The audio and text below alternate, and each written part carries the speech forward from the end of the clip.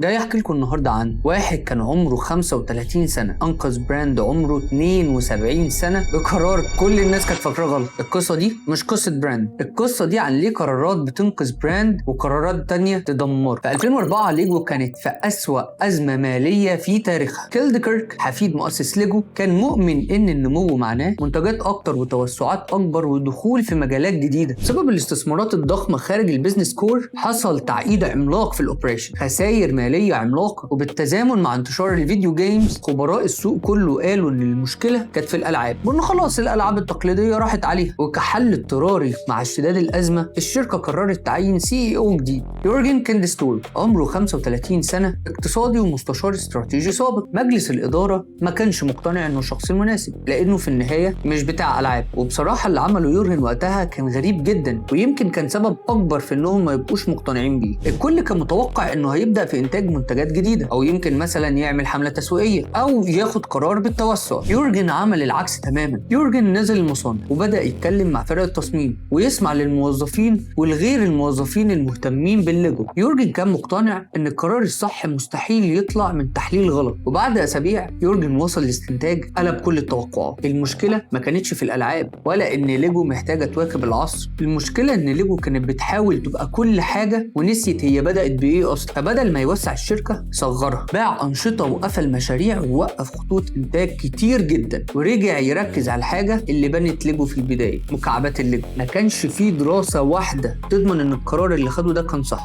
بالعكس كان في اكتر من راي بيقول ان القرار ده لو فشل يورجن كان هيبقى اخر CEO لشركه ليجو. اول مره سمعت القصه دي كنت فاكر ان قرار يورجن هو اللي انقذ ليجو، لكن بعد ما دورت اكتر اكتشفت ان القرار كان اخر حاجه حصل. اللي انقذ ليجو ما كانش ان يورجن اشطر ولا اذكى CEO، لكن لانه كان الوحيد اللي وقف يدور على سبب مشكله قبل ما يدور على الحل. ومن يومها في كل مره بقعد ميتنج والاقي ان في شركه بتجري ورا ترند او كامبين او عايزين يعملوا برودكت جديد بفتكر ليجو، لان المشكله عمرها ما كانت في اللي ناقصه. مش يمكن المشكله في اللي انت بعدت عنه؟